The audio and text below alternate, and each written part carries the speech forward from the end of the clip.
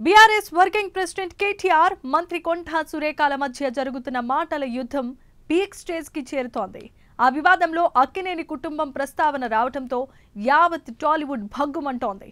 ఒక మహిళా మంత్రి సాటి మహిళల గురించి తప్పుగా మాట్లాడడాన్ని ఎవరు తప్పుపట్టరు. మరి ఇదే విధంగా వైసీపీ ప్రభుత్వ హయాంలో చంద్రబాబు పవన్ ఫ్యామిలీల గురించి అవాకులు చవాకులు పేల్చారు. ప్రస్తుతం సీఎం డిప్యూటీ సీఎంగా ఉన్న ఆ ఇద్దరికి కూడా సినీ ఇండస్ట్రీతో మంచి బంధం ఉంది. మరప్పుడు ఈ తెలుగు తారలు ఎందుకు స్పందించలేదనేది ఇప్పుడు చర్చనీయాంశంగా మారింది.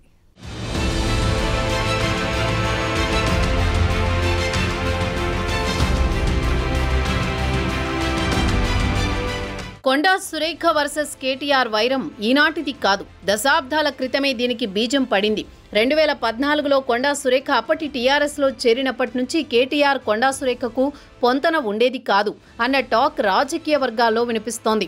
ఎందుకంటే తన తర్వాత చేరిన ఎర్రబెల్లి దయాకర్ రావుకు సొంత సామాజిక వర్గం అనే కారణంతోనో ఏమో తెలియదు, కానీ కొండా సురేఖకు ఇవ్వాల్సిన ప్రాధాన్యతను తగ్గించి తనకంటే వెనుక వచ్చిన ఎర్రబెల్లి దయాకర్ రావుకు అగ్రతాంబూలం ఇవ్వడంతో అప్పటి నుంచి కొండా సురేఖకు కేటీఆర్ అంటే అస్సలు గిట్టేది కాదు అని అంతర్గతంగా టాక్ వినిపిస్తోంది. అదే ఇప్పటికీ కొనసాగుతోందని అంటున్నారు. సమంతపై చేసిన వ్యాఖ్యల విషయంలో అందరికీ సారీ చెప్పినా కేటీఆర్ను మాత్రం వదిలేదే లేదంటోంది కొండా సురేఖ. కేటీఆర్ కొండా సురేఖ మధ్య జరుగుతోన్న మాటల యుద్ధంలో చైతన్య సమంత పేర్లు రావడంతో దుమారం చెలరేగింది. కేటీఆర్ను టార్గెట్ చేయబోయి అందులో సమంత నాగచైతన్య డైవర్స్ ఇష్యూపై మాట్లాడారు సురేఖ. అయితే అది కాస్త తీవ్ర చర్చకు దుమారానికి కారణమైంది. విషయం గ్రహించిన కొండా సురేఖ వారికి క్షమాపణలు కూడా చెప్పేశారు. అక్కడితో ఇష్యూకు ఫుల్ స్టాప్ పెట్టే ప్రయత్నం చేశారు.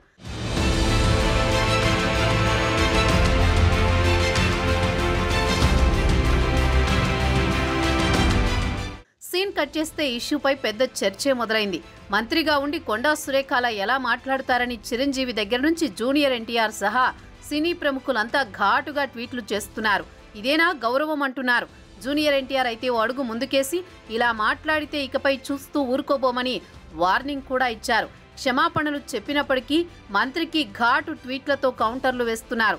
నిజంగా సంబంధం లేని విషయంలో సమంత, నాగార్జున, నాగచైతన్య పేర్లు తెరపైకి రావడం నిజంగా తప్పే. ఆమె క్షమాపణలు చెప్పడం కూడా జరిగిపోయింది. చట్టపరంగా పోరాటానికి అక్కినేని నాగార్జున పరువు నష్టం దావాతో పాటు ఆమెపై చట్టపరమైన చర్యలు తీసుకోవాలంటున్నారు.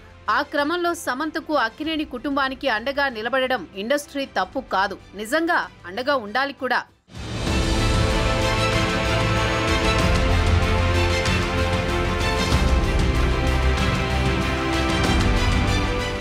అయితే ఏపీలో వైసీపీ ప్రభుత్వ హయాంలో చోటు చేసుకున్న పరిణామాలు ఈ సందర్భంగా చర్చకు వస్తున్నాయి.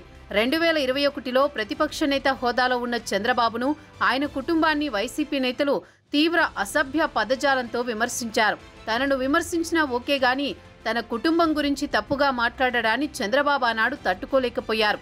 40 ఏళ్ల రాజకీయ అనుభవం ఉన్న నాయకుడు మీడియాతో మాట్లాడుతూ ఆనాడు వెక్కి వెక్కి ఏడ్చారు. ఆ ఘటన అందరినీ కలిచివేసింది. ఆ ప్రభావం మొన్నటి ఎన్నికల ఫలితాలపై కూడా కనిపించింది.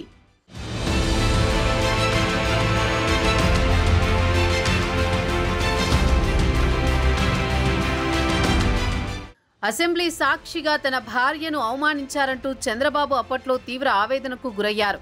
ఆనాడు ఇండస్ట్రీ నుంచి ఎవరూ పెద్దగా రెస్పాండ్ కాలేదు. భువనేశ్వరి సినీ నేపథ్యమున్న ఎన్టీఆర్ కుమార్తె కాదా అన్న పాయింట్ను సోషల్ మీడియా ద్వారా కొందరు వినిపిస్తున్నారు. బాలకృష్ణ సోదరి, జూనియర్ ఎన్టీఆర్ మేనత్తపై విమర్శలు వస్తే ఎవరూ ఇంత ఘాటుగా స్పందించలేదన్న ప్రశ్నలు తెరపైకి వస్తున్నాయి. అప్పట్లో ఇండస్ట్రీ నుంచి జూనియర్ ఒక్కడే ట్విట్టర్లో మహిళల్ని అలాంటి మాటలు అంటారా అని ఒక పోస్టు పెట్టి చేతులు దులుపుకున్నారు. అటు పవన్ కళ్యాణ్ పిల్లలు, సతీమణి గురించి చేసిన వ్యాఖ్యలపైన ఎవరూ స్పందించలేదేమని అభిమానులు ఆగ్రహం వ్యక్తం చేస్తున్నారు. పవన్ కూడా సినీ ఇండస్ట్రీ నుంచి రాజకీయాల్లోకి వచ్చిన వ్యక్తే కదా అని నిలదీస్తున్న పరిస్థితి కనిపిస్తోంది. మరి ఎందుకంత వ్యత్యాసం? ఇండస్ట్రీ పెద్దల రియాక్షన్ అప్పుడలా ఇప్పుడిలా ఎందుకన్నది చర్చనీయాంశంగా మారింది.